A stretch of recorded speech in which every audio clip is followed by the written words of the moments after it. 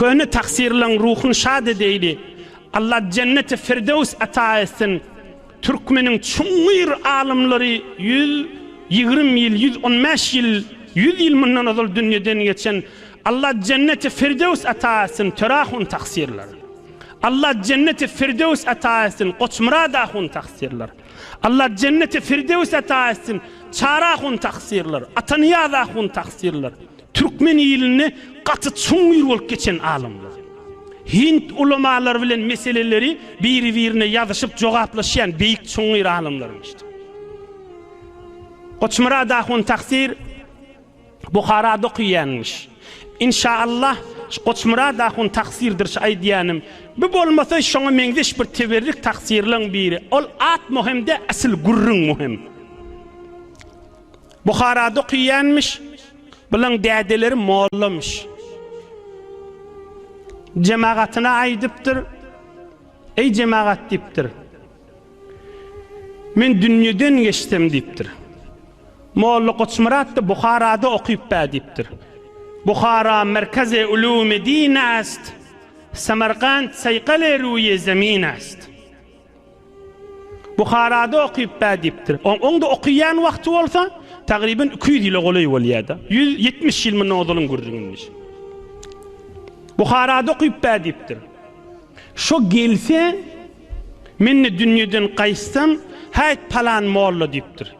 Bir ikindiden sonra, akşamdan sonra şu cemaat 3 tuqaňy hop molla Koçmurat ahun mol kellinmi hawa onna bize ve naziati garqan tefsirini aytdı ver dip soraň dipdir. Şu oturun yerine jogabyn berse qowda ha onna ve naziati garqany inşallah men kitap gözlerin erti gelip aydaryn ise qoşun arkasyny berin qayta Bukhara uğrasyn şolagulum dipdir. Kur'an başından ayak yattan tefsirini bilsin dipdir. Ama Bukhara'dan ahun bolupdur, alim bolupdur, gelipdir. Ama ilgun hoş bolup, ama dädeleri de inşallah yanlışmasa Molla Ali dädeleri de merhum bolupdur. Ama amanatı täbil verip, ya şullaň miraýtdyr, hop, Koçmurat Molla. Bize ve naziati garqan tefsirini aýtdy ver dipdir. Ha, bolýa dipdir, inşallah kitap gözleýin, erti geleýin dipdir. Ya şulay dipdir, Molla Koçmurat yükün arkaňa basynrak Bukharaga şin göteril dipdir. Däden tapşyryk gitdi dipdir. Oşun arkaňa gaýta ilmiň ýerine gel, däden kan tapşyryk gitdi. Gözleýin nisi kabul etmeň, bolýa aýdyň ip şu wagt aýsyn dipdir. Dädemiň büýrügini ýerde goýmar dip, oşun arkasyna alyp ahun molandan soň gaýta Bukharaga gidip ýene ilm okuymadyr. Allah rahmet etsin o benneler.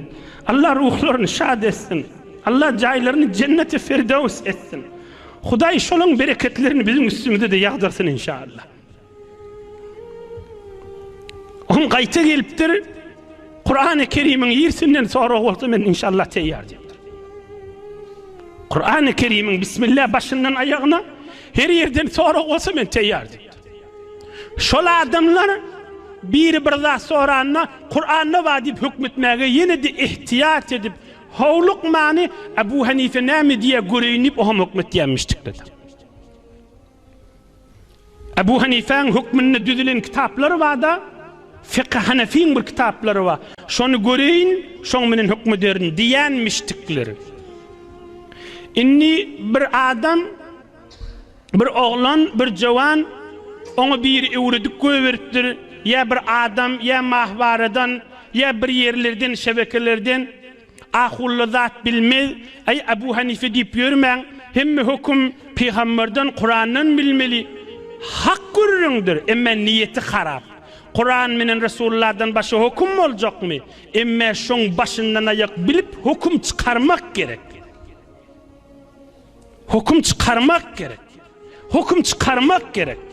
Yine yankıyanak bir zat aydırsa o naziatı garqa diýsen kitap gözüse de düşünjekke bir tofar ha. Koçmurat ahuna erti gelip aýdyň dipdir. O yankadyma kitap gözüse de düşünjekke bir farsi kitaplardan gözlep bir zat düşünämez. O nämesini hukmetmeli? Allah'dan gorksun. Türkmen aýdýa özünü tanan velidir diye adam özünü tanıysa gowdur. Adam özünü tanıysa gowdur. Adam öz halini bilse gowdur. Köni Türkmen ahullu çofonmuştuk. Köni Türkmen ahullu bilen zat yok. Koyunmak geçiptir. Ay yönü moğolları güymeptirli. İmansız dünyadan geçmegine sebep bolamasın. İl günün içine hücreleri gelip bereketleri yürüyüptü. Niştada necere bereketli yürüyüptü. Saltan madahun taksir Allah rahmet etsin. Cenneti firdevs versin Allah Teala ona. Ubeydullah Bezzaz Harazm'de Hivo'da okuyuptur. Ak alım çeşmeden getirip sebep boluptur. Yönü güymeptir. Ay alımları yok.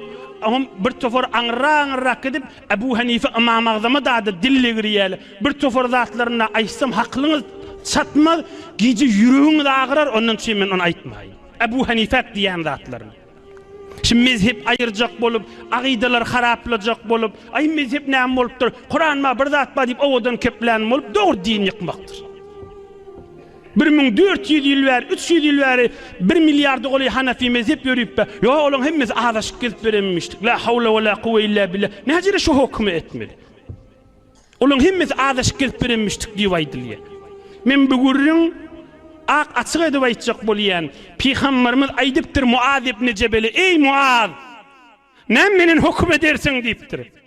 Muaz ibn Cebel aydıptır, Kur'an menen hüküm ederim deyiptir. Çon Kur'an menen hükmetmen adamsımıştık Muaz ibn Cebel. Başından ayak hükümlerine yetikmiştik. Manalarına yetikmiştik. Tefsirlerine yetikmiştik.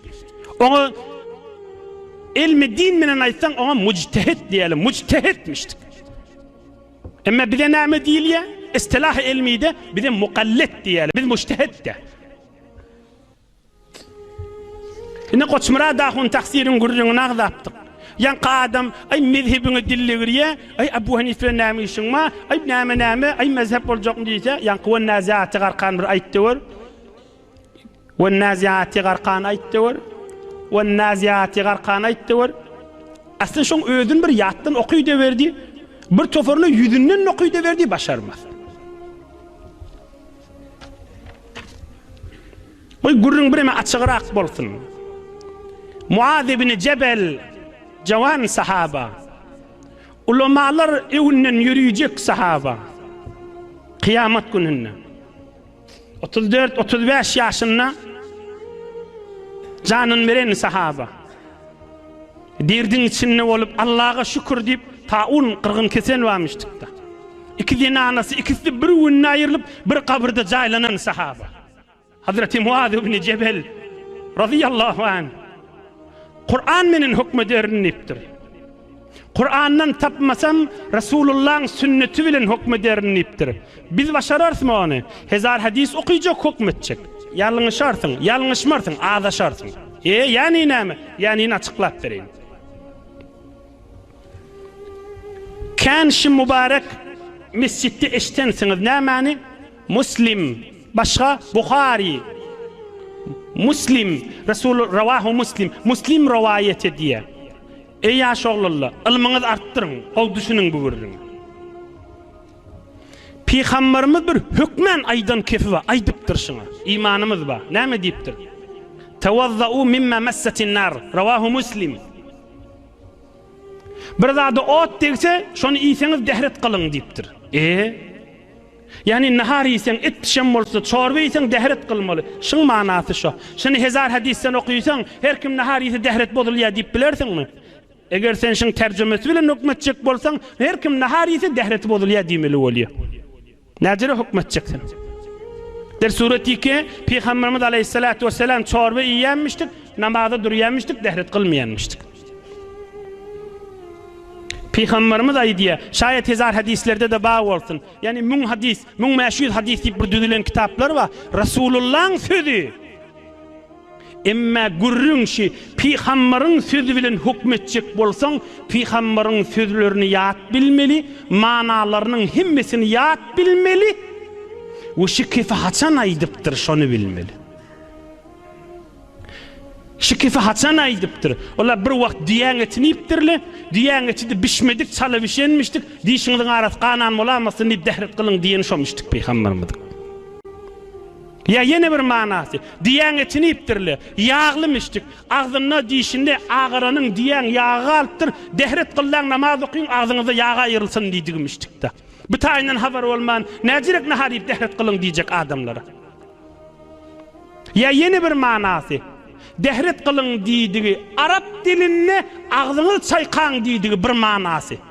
Ama tercümesini men bana mengde şerkim görse vuzu bir gayret diye aytacak. Bula ağzını çaykan diydiği. Nahariyseniz ağzını çaykap namaz okuyun. Ağzınızda namazda mızahım bolmur ya diydiği. Necire tercümesini vəzzət hükm edecek? Necire tercümesini vəzzət hükm edecek? Peygamberimiz aleyhissalatu vesselam bir teberrük okuyup verin. İnne Resulullah sallallahu aleyhi ve sellem ekele ta'amen.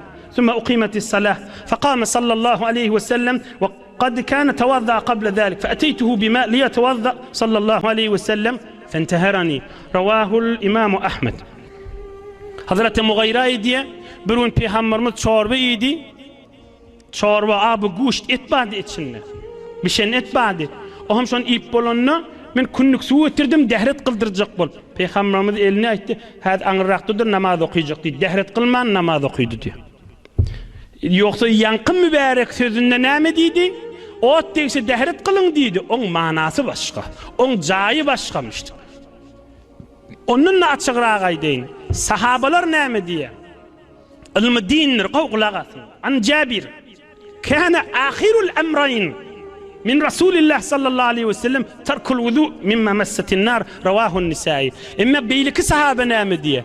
Peygamberimiz ahir ömrünü nahariyseniz dehret kılmak gerek değildir deyip dehret kıldırmırdı dem, kılmırdı dem namazda okuyordu diye. Onu o zorrağa ayttı diye.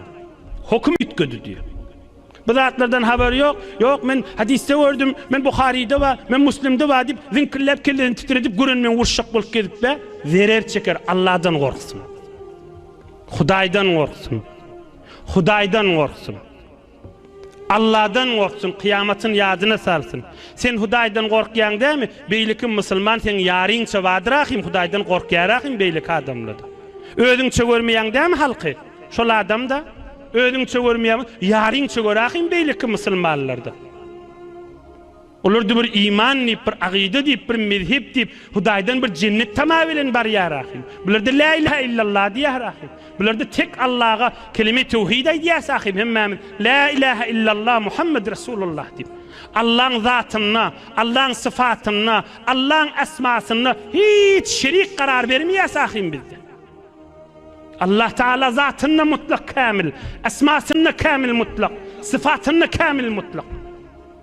İne ak bir açıklamak bolli kıyamet yakanını yada salıp hizmetinize ak açıklap ayttığımız olsun. Huday kursanız nuri imandan dolu etsin.